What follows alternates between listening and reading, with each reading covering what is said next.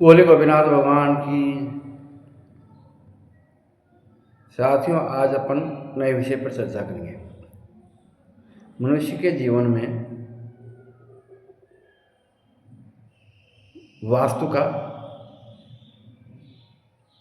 बहुत महत्व होता है।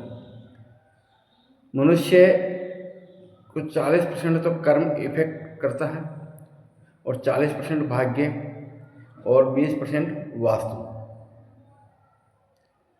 अगर मनुष्य ने अपने कर्म बिगाड़ लिए, 40% कर्म बिगड़ गए तो उसका भाग्य भी बिगड़ गया, और भाग्य बिगड़ गया तो वास्तु जो कमज़ोर है, बिगड़ा हुआ है, वो उस पर हावी हो जाता है। कर्म सुधार लिए तो 40% कर्म सुधर गए तो 40% उसका भाग्य, वो भी उसका साथ हो जाएगा, तो 80% भाग्य हो गया। वास्तु अगर कमज़ोर है तो उसका कुछ नहीं बिगाड़ पाएगा। तो इसलिए आदमी को कर्म अच्छे करने चाहिए। अब रही बात, अपन भाग्य की बात करते हैं, उसके बाद वास्तु की। तो वास्तु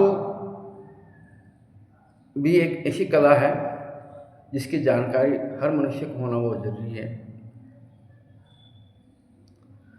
जिस मकान में या भूमि में रहते हैं उसका वास्तु देखना बहुत ज़रूरी है। पहले के व्यक्ति ज़्यादातर वास्तु पर इन पर ध्यान नहीं देते, क्योंकि उनके कर्म अच्छे होते थे, त्रिकाल संध्या करते थे, पूजा पाठ करते थे, तो उनके कर्म अच्छे होते थे, सदाचारी होते थे, इसलिए उनका वास्तु कुछ नहीं बिगाड़ पाते। तो जहाँ जैसे उन्होंने मकान बना लिया वो उनके लिए सूटेबल हो गया, फ़ायदेमंद हो गया। लेकिन आजकल आदमी, किसी के पास जाओ, किसी को पूजा पाठ के लिए, महाराज हमारे पास समय नहीं है, टाइम नहीं है, आप तो कोई नग वगैरह हो या कोई टोटका हो तो कर वो बता दो। तो शॉर्टकट हो गया, आदमी बहुत शीघ्र कार्य संपन्न करना चाहता है। तो इसलिए वास्तु का देखना आजकल ज़्यादा प्रचलित हो गया। पहले बहुत कम लोग वास्तु देखा करते थे क्योंकि कर्म उनके अच्छे होते थे। अब वास्तु के लिए क्या है, पूर्व उत्तर दिशा हमेशा निम्न या नीचे होनी चाहिए या खाली होना चाहिए। दक्षिण और पश्चिम दिशा हमेशा उभरी हुई या उठी हुई या ऊंची होनी चाहिए। ईशान कोण में जल का स्थान हो और देवता का स्थान हो। अग्नि कोण में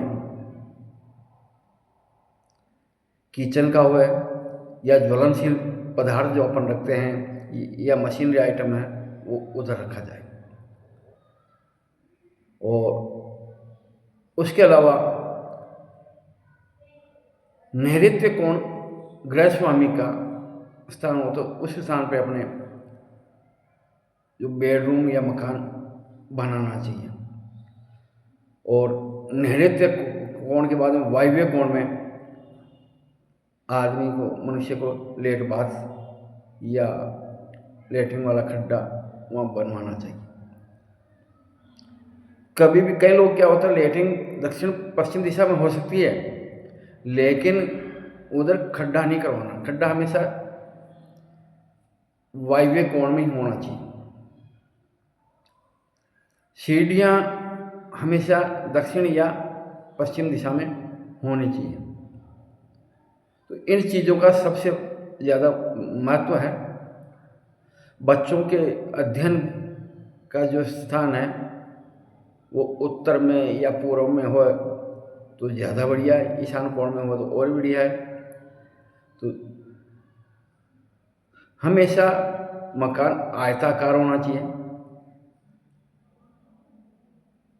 आगे से सकड़ा हो और पीछे से चौड़ा हो तो फिर भी चल जाएगा, लेकिन मकान हमेशा आगे से चौड़ा और पीछे सकड़ा होगा तो नुकसानदेह होगा, उसमें मनुष्य की हानि होगी और भी कई प्रकार के नुकसान होंगे। तो इन चीज़ों, सब बातों का ध्यान रखें। और अपन इसको ज़्यादा डिटेल में जाने के लिए प्रतिदिन एक नया अध्याय, नया चैप्टर करेंगे, उसको आपको देखना है। वीडियो को सब्सक्राइब करें, लाइक करें और अन्य को शेयर करें। आपको धीरे धीरे हर प्रकार की जानकारियाँ हम इस पे प्रोवाइड कराएंगे, आपको आप तक भेजेंगे। इसलिए आप जितना वीडियो देखोगे उतना ही आपको फ़ायदा मिलेगा। हाँ, मैं शुरुआत में थोड़ा थोड़ा इसको थोड़ी थोड़ी जानकारी दे रहा हूँ, फिर इसको बाद में आपको डीपली एक एक चैप्टर का अलग अलग, एक एक अध्याय का अलग अलग आपको विश्लेषण करके बताऊंगा। इसलिए आप क्यों, अगर आपको शुरुआत में सारी चीज़ें बता दी जाएगी तो एक तो आपको बोरियत होने लगेगी, दूसरा आप कंफ्यूजन में ज़्यादा हो जाएंगे कि वास्तु बताएं सीखें, ज्योतिष सीखें। तो ये इसलिए थोड़ा थोड़ा मैंने जो भी विषय ले रहा हूँ उसका थोड़ा थोड़ा ही कर रहा हूँ, फिर उसके बाद में धीरे धीरे धीरे धीरे आपको जब इसकी आदत पड़ जाएगी तो उसका मैं थोड़ा आपको डीपली जानने लग जाऊँगा। बोलिए गोपीनाथ भगवान की।